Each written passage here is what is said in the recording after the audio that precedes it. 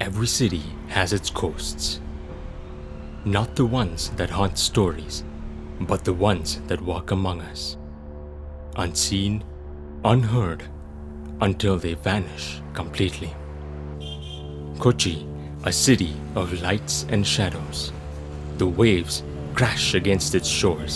The streets pulse with life, but in its hidden corners, silence lingers.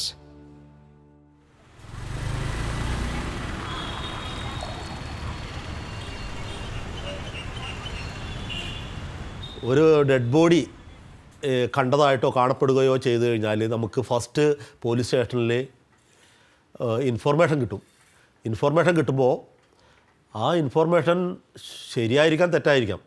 അപ്പോൾ അത് ആദ്യം നമ്മൾ വെരിഫൈ ചെയ്യണം. ഇൻഫോർമേഷൻ വെരിഫൈ ചെയ്തിട്ട് സത്യമാണെന്ന് കണ്ടെത്തിയിട്ട് നമ്മളത് അന്വേഷിക്കുമ്പോൾ അതിൻ്റെ യാഥാർത്ഥ്യം മനസ്സിലാക്കിയിട്ട് വേണം നമ്മൾ മുന്നോട്ട് പോകാനായിട്ട്. Every year in the heart of Kerala, countless lives fade into oblivion. Unseen, unnamed, unclaimed.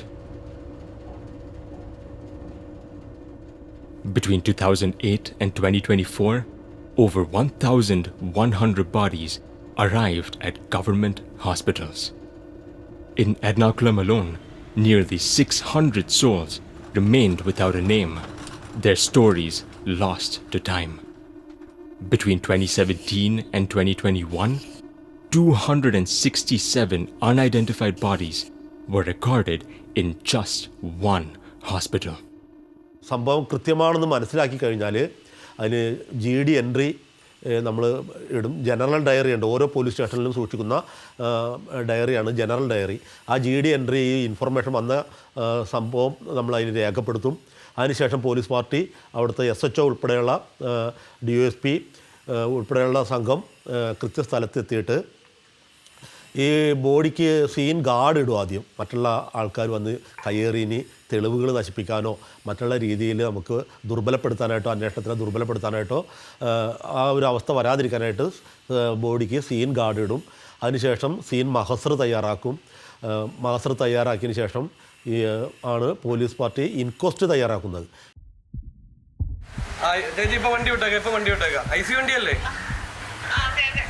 ചേച്ചി ഇപ്പോൾ വണ്ടി വിട്ടേക്കാം.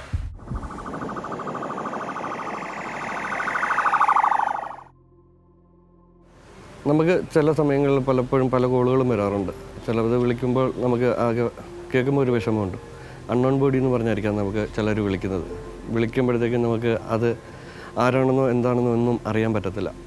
നമ്മളവിടെ ചെന്നതിന് ശേഷം ചില ബോഡികൾ നമുക്ക് കാണുമ്പോൾ പഴക്കങ്ങളുള്ളതുണ്ട്. ചിലപ്പോൾ മരിച്ച് 24 മണിക്കൂർ ഒക്കെ കഴിഞ്ഞതായിരിക്കാം.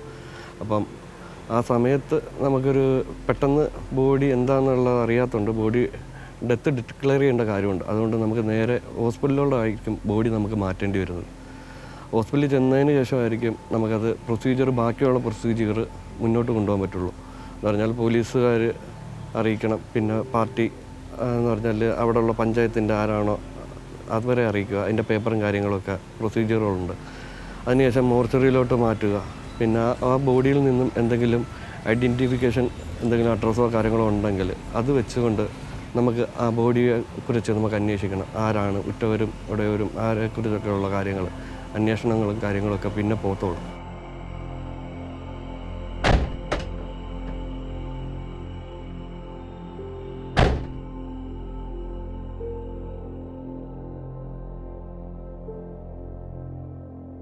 ഇപ്പോൾ ഈ ആംബുലൻസ് ഫീൽഡിൽ വന്നേ പിന്നെ അനേകം ബോഡികൾ എടുക്കേണ്ടതായിട്ട് വന്നിട്ടുണ്ട്.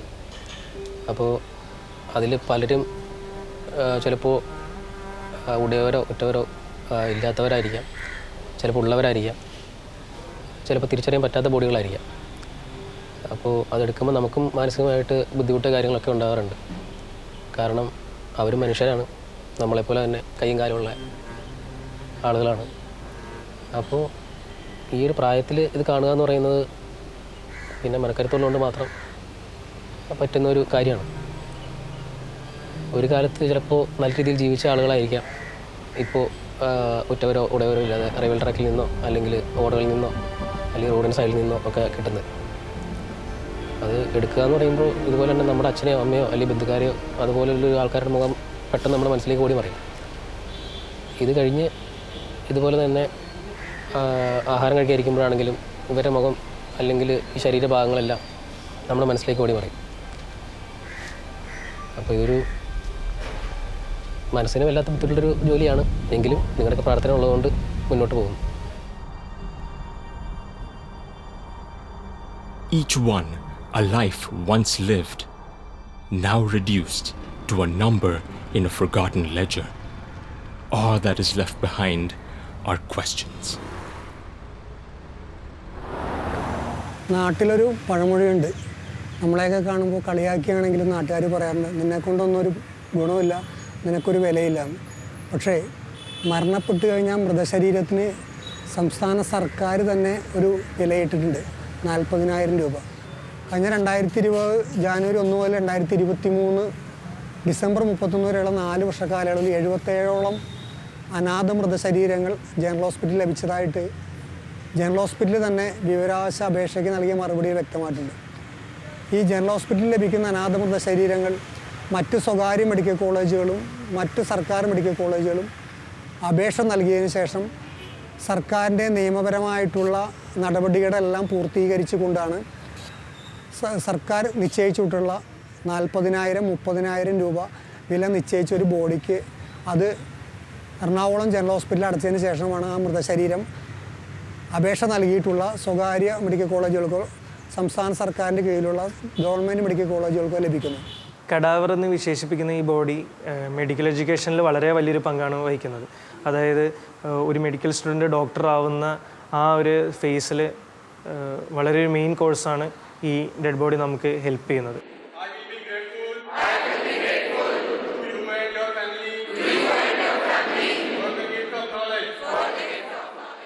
അപ്പോൾ അങ്ങനെ നമ്മൾ പേഷ്യൻസിനെ കണ്ട് പരിചരിച്ച് ഒരു ഡോക്ടറാവുക എന്നുള്ള മനസ്സോടെ നമ്മൾ പോകുമ്പോൾ ആദ്യം ഒരു ഡെഡ് ബോഡിയാണ് നമ്മുടെ മുമ്പിൽ പ്രസൻറ്റ് ചെയ്യുന്നത്. ഈ ഡെഡ് ബോഡിയാണ് നമ്മുടെ ഒരു ടീച്ചർ പോലെ പിന്നീട് നമ്മുടെ മുമ്പിൽ നിൽക്കുന്നത്. അതായത് ഡെഡ് ടീച്ചേഴ്സ് ദ ലിവിങ് എന്നുള്ളൊരു കോൺസെപ്റ്റോടെയാണ് നമ്മൾ ഈ ഡെഡ് ബോഡീസിനെ കാണുന്നത്. നമ്മുടെ ഇന്ത്യ പോലത്തുള്ള വളരെ കുറച്ച് രാജ്യങ്ങളിൽ മാത്രമേ റിയൽ ബോഡീസ് അവരെ ഡിസെക്റ്റ് ചെയ്യാനുള്ള അവസരം ലഭിക്കാറുള്ളൂ.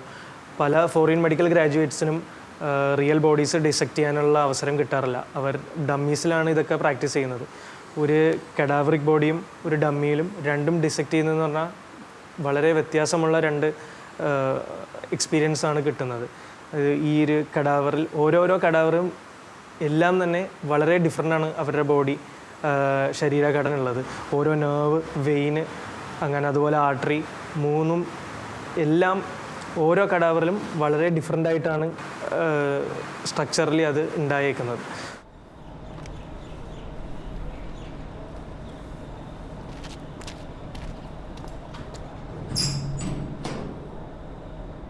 ഇവിടെ ഇപ്പോൾ ആ ഒരു ബോഡി വരുമ്പോൾ എന്ന് പറഞ്ഞു കഴിഞ്ഞാൽ ആദ്യമായിട്ട് നോക്കണത് എന്താണ്, ആരെങ്കിലും വന്ന് കൊണ്ടുപോകും എന്നുള്ളതാണ്. ചില കേസുകളിലൊക്കെ നമ്മൾ മാക്സിമം നോക്കും, റെക്കോർഡ് പരിശോധിച്ചും പിന്നെ പോലീസുകാരൊക്കെ വന്നിട്ട് അവരുടേതായ രീതിയിലൊക്കെ ഓരോ കുറച്ച് പരിപാടികളൊക്കെ ഉണ്ട്, അതൊക്കെ ചെയ്ത് നോക്കും. പക്ഷെ എന്നാലും ചില സമയത്ത് അതിൻ്റെ ആരും വരാത്ത ബോഡികൾ ഇവിടെ ഉണ്ടാവാറുണ്ട്. എൻ്റെ ഓർമ്മയിൽ ഇപ്പോൾ അവസാനം വന്നത് ഒരു 10-40 വയസ്സൊക്കെ തോന്നിക്കുന്ന ഒരാൾ ആക്സിഡൻറ്റ് വിട്ട് മരിച്ചിട്ട് കൊണ്ടുവന്നതാണ്. അപ്പോൾ ആളുടെ ബോഡി പരിശോധിച്ചപ്പോൾ പേഴ്സുമില്ല, വേറെ അടയാളങ്ങൾ നോക്കാനുള്ള വേറെ വസ്തുക്കളൊന്നുമില്ല, ID കാർഡോ മാല അങ്ങനെ ഒന്നുമില്ല. ആളുകളാകുള്ളത് ഒരു ചോലറിൻ്റെ ഷർട്ടും ഒരു ജീൻസും. അത് വെച്ച് നമ്മളിവിടെ കുറേ ദിവസം നോക്കി, പിന്നെ പോലീസുകാർ അവരുടേതായ രീതിയിലൊക്കെ അന്വേഷിച്ച്, പക്ഷെ ആരും വന്നില്ല. അതങ്ങനെ ഒരു അനാഥ മൃതദേഹമായിട്ട് അതും പോയി. അങ്ങനെ കുറേ സംഭവങ്ങളൊക്കെ ഇവിടെ നടക്കാറുണ്ട്. ഇങ്ങനെ മരണപ്പെട്ടവരിങ്ങനെ വന്നുകൊണ്ടിരിക്കും. നമ്മളിങ്ങനെ ഒരു പ്രതീക്ഷയിൽ ആരെങ്കിലും ഇവിടെ നിന്ന് അവരെ വന്ന് കൊണ്ടുപോകുന്നുള്ള. പക്ഷേ പ്രതീക്ഷകൾ പെട്ടെന്ന് മരിക്കണ ഒരു സ്ഥലമാണിത്. And so the city breathes, the streets move on, and the world forgets. Another life erased, another name never spoken, another soul lost in the silence. But silence is never truly empty. It carries the echoes of the forgotten. It holds the weight of questions unanswered, of dignity denied, of stories untold.